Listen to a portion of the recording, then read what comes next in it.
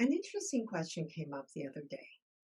Can anxiety cause a lack of motivation?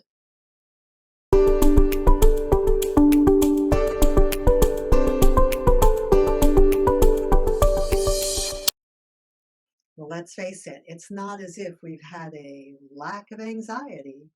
And this really matters because in project management, we get subjected to lots of different stress, but in project leadership, we're also expected to manage a certain amount of the impact of stress on our team members. Negative stress, positive stress, they're all going to have impacts. And so we're going to talk a little bit about answering the question as well as a couple of steps you can take to try and alleviate some of that anxiety. I recently conducted a workshop on emotional intelligence in leaders. And it's kind of interesting because the thing that I love most about it is this. We're not usually telling people an awful lot that they don't already know. They do know about emotional intelligence. They might not have called it by the same four domains that Daniel Goleman has named them, but they knew about what it's going to take to be able to relate to other people because we understand it ourselves. And they knew what it meant to have self-management. You know, that moment when you tap yourself on the shoulder and say, don't do that. Don't get, you're going to regret it. Ooh. And we all know people who seem to effortlessly walk in the room and be able to make friends with a bunch of total strangers and leave the room with coffee dates with at least five people. We can recognize social awareness. We don't always know, okay, how do I do that? Because I'm not that person. Well, of course you're not.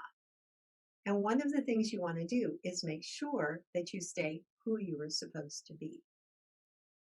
But you see, emotional intelligence also is what helps you with your social awareness and your relationship management. Because anxiety is one of those things that actually, I swear, I think it's infectious. So stop and think about it for a little bit. What do you do in order to recognize that anxiety is having an outsized impact on members of your team? One of my students recently told me that they were actually more anxious about this whole going back into a common workplace than they were about having left it. They left it for a really good reason. It was dangerous and they wanted to keep themselves and their families safe. And that's wonderful. But the anxiety about going back, not only can that destroy motivation, but it can also have an immediate impact on the health of your people. That's important. As project leaders, we don't always have the formal authority that we might like to have, but we do, as an enlightened leader, have the responsibility of taking care of our people as much as possible. And that means we have to know when they need it and when they have it, but don't need our help with it. You see, intrinsic motivation is probably not going to go away just because a level of anxiety has been heightened. But it can get seriously eroded and it can recede back into the background of somebody's mind because they're dealing with what's in front of them at that point, the root cause of all of that anxiety. So as a result, it's not that they lack motivation, they just sort of lost touch with their motivation. Perfectly natural. So let's go over a couple of things that you can do to help your teams and perhaps even yourself manage the kind of anxiety that can seriously affect motivation in teams, particularly in project teams. Number one, do a temperature taking. And please make it count. Listen to those answers. If you do a temperature taking at the beginning of a meeting and you ask everybody, just go around the table, can give me from 1 to 5, 1 being dreadful, I wish I were anyplace else, and 5 being I'm ready to go, let's go. And you start getting 1s and 2s. Don't continue down the line unless you have made it clear that you're going to offer everyone the opportunity to explore that situation a little bit more.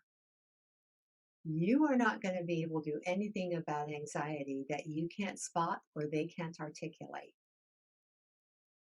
The trust and the respect that you show when you do the temperature taking in such a way that it opens conversations as opposed to shutting them down is huge. And it's going to help you figure out, is this something where I need to step in? Is this something where they need my support, but they'd rather I not step in?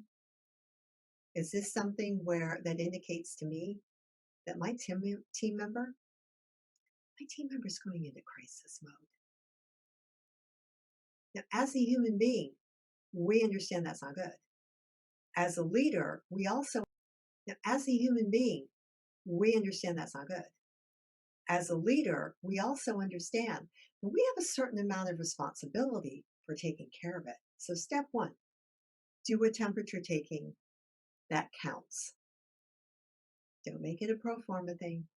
Don't make it a check the box because some nimwit on YouTube told you to do it. Do it and make it count. Because when you do that, it becomes an exercise in building trust and strengthening relationships. And we want to do that. Number 2, have one-on-ones with the people who were lower than 3. If 1 is, I'd rather be anywhere else in the world, 5 is, awesome, I'm ready to go, let's go, let's go. You want to have one-on-ones with anybody who shows up under 3. And then you have the one-on-ones with the people who showed up at 3 and 4. And slightly briefer ones with the folks that were at 5. They're raring to go, they're fully committed. In other words, have them with everybody on the team, but start with a triage approach. Work with the folks who are truly lacking in motivation right now. They really don't want to be there, and they're not afraid to say so.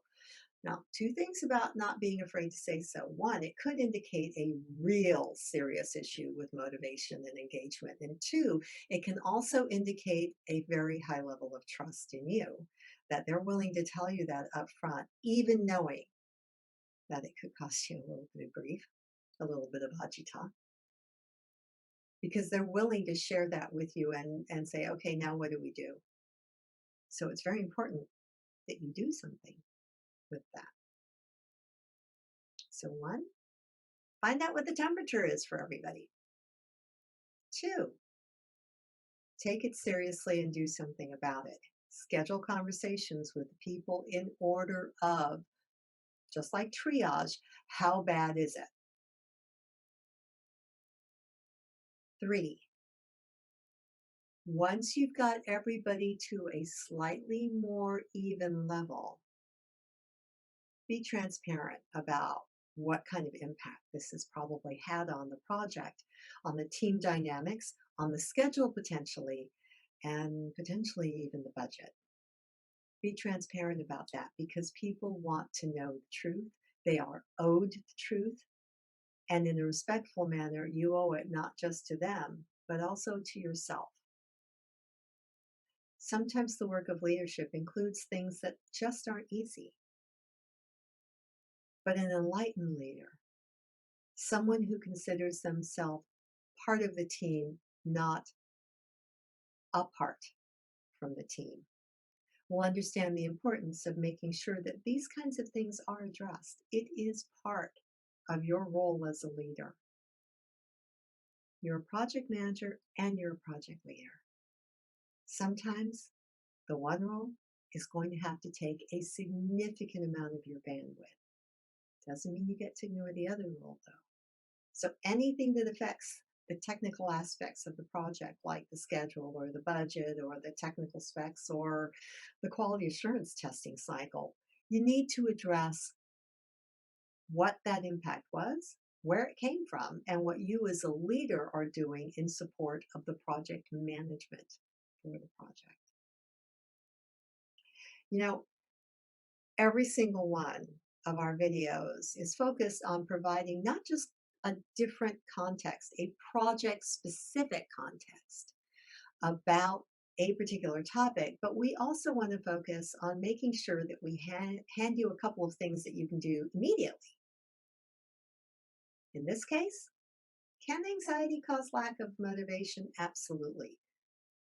Can dealing with it stop the erosion of motivation and maybe even reverse it? Absolutely. And you do that by doing a temperature taking that you take seriously so that they can also follow up and be transparent about the steps that you're taking to address the morale and the team dynamics, because every person there is going to affect everybody else. And if you have one person who has seriously had an erosion in motivation due to the levels of anxiety they're experiencing, everybody else is going to get a little bit of sympathy pains. Well, actually, they're not called sympathy pains, not really. What they're called is mirror neurons. And how an individual feels affects all of the people around them. So it behooves you to do something about that. You know, leadership driven project management is based on the strength of what relationships managed well can do so that you understand what everybody's expectations are, and that drives how you can manage your risk management. Losing good people, well, in this case, just might be a preventable threat. Why wouldn't we mitigate it? If you like the lessons that we've been producing, please like, subscribe, comment. And if there's a topic that you have a suspicion is probably on our list, but you don't know where it's scheduled to be recorded, please let us know. Our contact information is at the tail end of this video, and we would love to hear from you. If you think it's important, we'll move it up on the schedule so that it gets recorded and therefore released just a little bit sooner. I'm Kimi Hirotsuzuki. Thanks for joining us. This lesson was brought to you by Leadership Driven Project Management Initiative. See you next time.